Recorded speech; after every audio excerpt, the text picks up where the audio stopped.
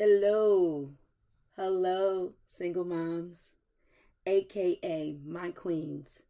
This is your host, Yasmin, and I want to make an announcement first that today's episode is going to be a little different. First and foremost, it's a mini episode. I need to take time to recharge because I didn't want you guys to necessarily know, and I need to stop calling you guys, it's queens. I think I'm talking to my sons. That I have a couple of conditions that keep me from being the type of host that I would love to be. But I'm working on it. I'm getting my health back on track and I'm recharging. So give me a few weeks and I should be back in swing full time, meaning 2 episodes and hopefully a bonus per month. But I didn't want to leave you hanging. I could not let another month go by without letting you know that I'm so grateful. And with me being grateful, it made me start to think, like, what is gratitude? Like, what is it really? So I'm hoping that I can use my downtime, my sick time, whatever I want to call it, to help you and ask the question. I know many of you have been thinking about your life.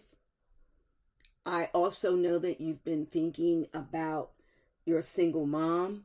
So what I wanted to know, and I think what I wanted to say was, I want this episode to be about gratitude.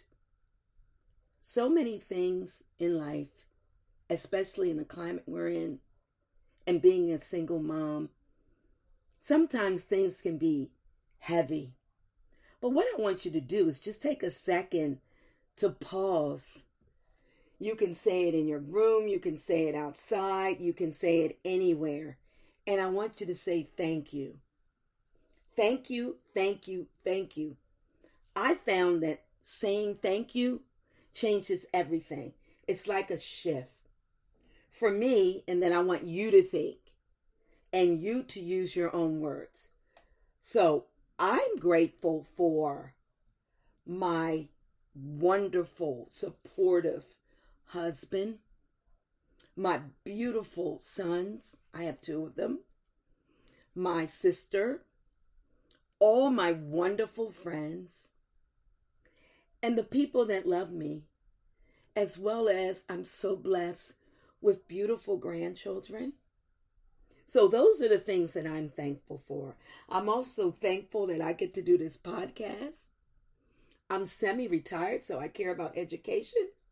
I care about education. I'm thankful that I care about education. Another thing that I want you to know is small moments of gratitude bring peace. So for a small moment, I also want you to just think about this whole week. What are you grateful for? And it doesn't have to be big. It could be something like the cup of tea in the morning, the green juice, coffee, your child's smile, your favorite song, or even in quiet moments. Like I used to just sit in my car for about 5 minutes before I even went into my job. I was grateful for that. I was also grateful for when my children went to sleep. I was just grateful for that time to reflect and have some downtime. So I want you to understand there's power in gratitude. It doesn't mean that our struggles go away immediately, but it reminds us that we can still have joy in the middle of all of that. So let's think about gratitude. And I'm going to give you some positive affirmations that can carry you through the next couple weeks. And if you're listening to me from home, feel free to say this to yourself. I am worthy of love and joy and peace and happiness. I'm worthy. Number 2, I am enough for the most part, exactly as I am today. Another part of the affirmation can be that you're going to be better if you feel that you need to be. Number 3, I release what no longer serves me and I decided I'm going to make room for peace. Number 4, I have strength to handle whatever comes my way. And last but not least, every day, every single day that God allows you to open your eyes, you know that with Jehovah's wisdom and help and God, the God of your understanding, you say, every day I am becoming a better version of myself. So I want you to repeat these throughout the week. You can write them down if you need to, put them on a sticky note, because sometimes we have to remind ourselves who we are. And especially in these trying times, and especially with the world that we live in that tries to tell us otherwise. So I want you to be grateful. Now, I also want to let you know that I was thinking about how can I help you? And I get lots of emails, and I want you to be part of that group, but that's another conversation. So I do have a question that comes to me a lot, and it is, how do you date in a world where dating feels like it doesn't exist anymore? And I'm just ad-libbing. So it's like, how do you date with purpose in a world where traditional dating feels like it doesn't exist anymore? Wow. So that was my interpretation of the question. So this is a real one. So let's be honest. The way people date today, you can ask your mom, your grandma, more than likely your grandma. Dating today is different, especially different than it was back in my day. I can't even imagine swiping Tinder, Bumble, looking for someone like, ooh, I like his picture. I just can't. But anyhow, dating takes on different stages. Sometimes it feels like people don't even want to date. They don't know who they are. And then people are putting like money into it. Who's going to pay for it? Like for me, I never had any of those issues. I didn't mind early on dating. I didn't mind what we call going Dutch. And for you guys that don't know what that means, that'll give you something to look up. Like, what does that mean, dating, going Dutch? But here's what I know. When you are dating, you do not ever compromise your values, ever.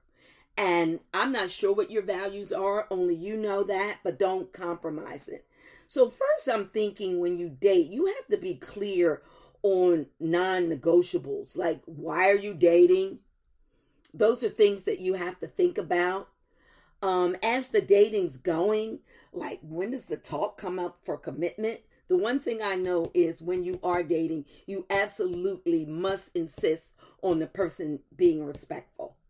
And then as the dating is going along, you kind of figure out what do we have in common, what we don't have in common. And I would say don't take it quite so serious. I watch these dating shows and they're already talking about my husband and they only known him like 3 weeks. Well, anyhow, when you do date now, I'm thinking, since it's so different, what are you actually looking for? Is it stability? Is it a partner? Is it a potential partner? Do you just want to be entertained? Like, I don't know. So it was hard for me to answer the person because dating's so different. But what I do know is you should take your time. You shouldn't rush anything. To me, nothing is built on rush. Well, you can't go by me because I'm slow, but I think you should slow it down. And because dating looks a little different, it is my personal opinion that dating on purpose, going out, having a good time, never goes out of style. And like I said, that's just in Yasmin world, but however, I was asked my opinion about dating. So queens, set your standards, stay firm, and live in them. And time will reveal. Time and prayer are the 2 things that we can count on to make everything better. So let time reveal who belongs in your life and who doesn't. And we'll talk about dating later because we really have to have an episode about that because people want the man to meet your children, which you can meet briefly at first, but we're not trying to bring the kids into dating. And some women think if the man's dating me, he should date my children. And just so many, I don't know what to say, but know that you're worthy, know your worth, go out to have a good time. Don't put a lot of pressure on yourself. Make sure the man respects you. And that's the end of all I have to say about that for right now. So if you want, you can let me know. Send me an email, xsmpodcast@gmail.com. Ask me any question you want. Again, that's xsmpodcast@gmail.com. All right, now one thing I want to do before we go is I want to share a little wisdom with you. And there was someone from my day that I loved and admired, and it was Bruce Lee. And Bruce Lee had a saying, and we're going to discuss this, so I'm going to leave you with this. Empty your mind. Be formless. Be shapeless like water. If you put water into a cup, it becomes a cup of water. You put water in a bottle, it becomes a bottle of water. Be water, my friends, according to Bruce Lee. So what I'm thinking is also, I want you to be mindful of your essence. Be mindful of who you are, like I said earlier. So, I also want to leave you with another thought. Please don't pray for a perfect life. When you pray to the God of your understanding, because we all have our own thoughts about that, I want you to pray for strength to endure a difficult life if you have one. Because if you pray for strength, you can then change that difficult life. So these are just reflections that I had. And for me right now, that's pretty much all I have to say. I just wanted to spend a few moments with you today because I owe you this. I owe you this. And I want to leave you with something. I want you to understand your power. I want you to understand your worth. And I want you to live your life intentionally and with purpose and be the best mom that you know how to be. And so, remember, be grateful, be kind, and be patient. Stay grounded, and always, always take care of yourself first. Because if you don't take care of yourself, you can't take care of anyone else. So thank you for listening. Again, this is your host, Yasmin, and I'm bringing you another episode of X and the Single Mom Podcast. Thank you so much for listening. Thank you, Queens. Please visit our website, xandthesinglemom.com. So I'll be signing off today, Queens. And as always, I don't like to say goodbye. That's so final. So my queens, what I will say is so long for now. Later. Later.